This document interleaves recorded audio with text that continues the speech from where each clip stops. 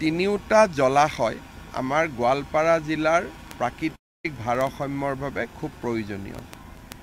আমি ৰাজ্যৰ কেবিনেটে আমাৰ হাছিলা বিল আৰু উৰপদ বিলৰ এটা এৰিয়াটোক আমি বনাঞ্চললৈ ৰূপান্তৰ কৰাৰ বাবে ইতিমধ্যে প্ৰাৰম্ভিক কাম আৰম্ভ কৰিছোঁ। 3 মাহৰ ভিতৰত ৰাইজৰ মতামত আৰু শুনানি লৈ এই দুইখন বিলক আমি বনাঞ্চললৈ ৰূপান্তৰ কৰিম আৰু আমাৰ কুমৰি বিলখনকো আমি বনাঞ্চললৈ কৰাৰ বাবে আমি প্ৰস্তাৱ ৰাখিছোঁ। ইয়াত বনাঞ্চলৰ লগে লগে পৰ্যটনো হ'ব আৰু তাৰ বাবে ইতিমধ্যে পৰ্যটন উন্নয়ন নিগমে ইয়াৰ এখন টুৰিজিম মাষ্টাৰ প্লেন নিৰ্মাণ কৰিব। তাৰ বাবে ইতিমধ্যে মই তেওঁলোকক দায়িত্ব দিছোঁ। আজি মই নিজে এবাৰ চাই গ'লোঁ আৰু সেই ধৰণে আমি ব্যৱস্থাখিনি আমি আগবঢ়াই লৈ যাম আৰু মই ৰাইজৰ সহযোগিতা কামনা কৰিম। উৰপদ বিল আৰু কুমৰি বিলতো যি বেদখল আছে সেই বেদখলখিনিও আমি আঁতৰাম। খালি মই ভাবোঁ যে বনাঞ্চললৈ ৰূপান্তৰ হোৱাৰ লগে লগে তাত কিছু ম্যাদী পট্টাও দিয়া আছে। ম্যাদী পট্টাখিনিতো আমি অধিগ্ৰহণ কৰি আঁতৰাব লাগিব। তেওঁলোকক আমাৰ যিটো লেণ্ড আইনমতে যিখিনি পাই দি আঁতৰাব লাগিব আৰু বেদখল কৰাখিনিক মই ভাবোঁ আমি ৰিকুৱেষ্ট কৰিলে তেওঁলোকে নিজে উঠি যাব। ৰাজ্যখিনিৰ ক্ষেত্ৰত আমি গোটেই বস্তুটো বহুদিনীয়া পুৰণা এটা ঘটনা, তাক আমি অলপ চোৱা চিতা কৰি আছোঁ। কাৰণ তাত নতুনকৈ মানুহ আহিছে আৰু বহু বছৰ পুৰণা বহি থকাও মানুহ আছে। গতিকে গোটেই কথাখিনিক লৈ আমি বিভিন্ন ব্যক্তিৰ লগত আলোচনা কৰি আছোঁ। মোক আৰু 30-45 দিন সময় লাগিব, তাৰপিছত ৰাইজৰ লগত আহি কথা পাতিম। ছাৰ, ইয়াত যিহেতু যথেষ্ট মানুহ আছিলে, পৰিয়াল আছিলে আৰু বহুত পুৰণি কিছু ফেমিলি আছিলে, পুৰণিটো ইয়াত থাকিবই নোৱাৰে কাৰণ এভিকশ্যনটোৱে নতুন, মানে কি ইয়াত বহাটোৱে নতুন। গতিকে বহাটো কোন চনত বহিছেতো ছেটেলাইটত চাবই পাৰি। তাৰ আগত তেওঁলোক ক'ত আছিল? গতিকে ইয়াৰ আগত য'ত আছিলে তেওঁলোকক আমি তাতে যোৱাৰ কাৰণে সুবিধা কৰি দিম। আৰু যদি কোনোবা একেবাৰে লেণ্ডলেছ আছে কথাটো বেলেগ, কিন্তু ইয়াততো নতুনকৈ অহা আৰু মানুহটো ক'ৰবাৰ পৰা আহিব লাগিব নহয়। গতিকে প্ৰথম আমি জানিব লাগিব ক'ৰ পৰা আহিছিলে। গতিকে যিখিনি মানুহে নিজৰ জেগালৈকে উভতি যাব নোৱাৰে তেওঁলোকৰ লগত আমি পিছত কথা পাতিম। কিন্তু এই গোটেই ঘৰবোৰ দেখিলে আপুনি গম পাব 10-12 বছৰত হোৱা বা 15 বছৰত হোৱা। তো 15 বছৰ আগততো পৰিয়ালটো ক'ৰবাৰ পৰা আহিছিলে নহয়। গতিকে প্ৰথম জানিব লাগিব তেওঁলোক ক'ৰ পৰা আহিছিলে। বোলে নহয় গৰাখহনীয়া হৈছিলে, মাটি গৈছিলে, তেতিয়া আমি সেই গাঁৱতে ব্যৱস্থা কৰি দিম। কিন্তু প্ৰথম আমি জানিব লাগিব প্ৰত্যেকজন মানুহৰ বুৰঞ্জী আৰু ইতিহাস। গতিকে আমি চেষ্টা কৰিম জানিবৰ কাৰণে। যাবগৈ, নিজে যাবগৈ তেওঁলোক। ইয়াতে যদি আৰু কিছুমান মানুহ কিবা কৰি থাকিব, কিছুমান মানুহ যাব, কিন্তু আমাৰ মানুহখিনি আমাৰ লক্ষ্য নহয়। আমাৰ লক্ষ্যটো হ'ল হাছিলা বিল। আমি হাছিলা বিলত কাকো আহিব নিদিওঁ। হাছিলা বিলখন আমি সংৰক্ষণ কৰিম। গতিকে আমাৰ লক্ষ্যটো মানুহখিনি নহয়, আমাৰ লক্ষ্যটো হ'ল হাছিলা বিল।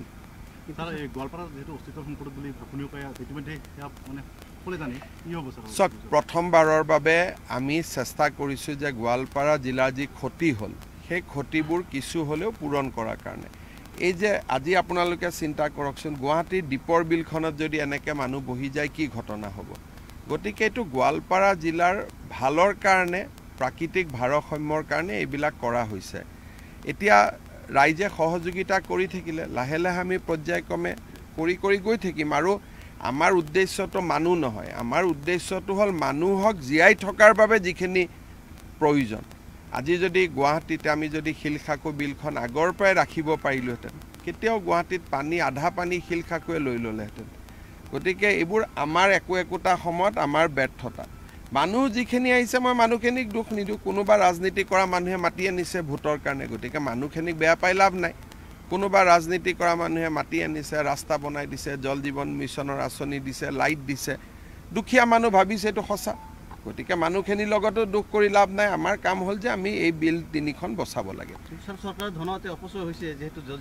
খুব বেছিকৈ অপচয় হৈছে। এতিয়া নিয়মতে MLA সকলক ধৰিবই লাগে। আকৌ MLA সকলে নিজেও চৰকাৰী মাটিত ইটাৰ ভাটা বনাই বহি আছে নহয়। তেওঁলোকৰো আৰু সময় হ'বতো লাগে নিয়মমতে হয় নহয় আমাৰ MLA নিজে আকৌ ইটাৰ ভাটা বনাই বহি নাই আপোনালোকৰ লগত পাতিম মই কথাটো আপোনালোকৰ পৰাই গম পাইছোঁ যে মোৰলৈকে অহা অভিযোগটো সঁচা গতিকে এইটো আলোচনা কৰিম আকৌ হ'ব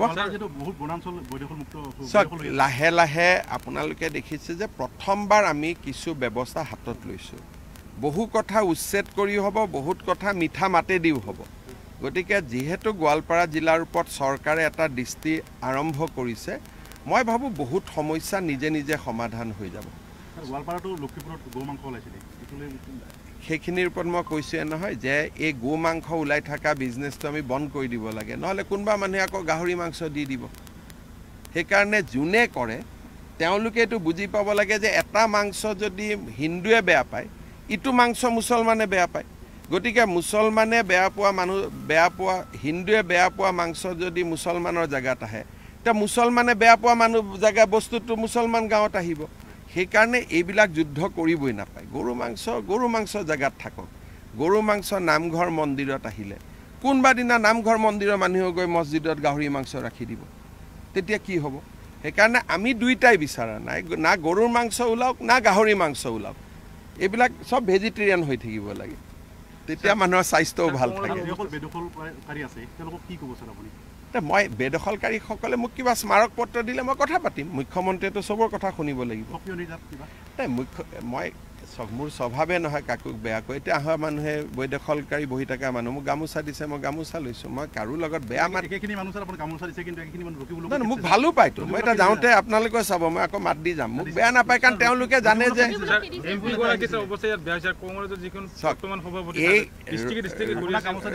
ৰকিবুল হুছেইন আৰু ৰচিদ মণ্ডলে ৰচিদ মলন্দন আমাৰ AK ৰচিদ আলমে তেওঁ চৰকাৰখনক চেলেঞ্জ কৰে এইটো কৰিবই আমি চাই ল'ম আৰে বাবা নিজে যেতিয়া আইনাৰ ঘৰত থাক তেতিয়া আৰু মানুহে গালি গালাজ কৰে নেকি নিজৰে ইটা ভাটা চৰকাৰী মাটিত আছে আকৌ তেওঁ বেলেগক চৰকাৰক চেলেঞ্জ দি আছে হয় নহয়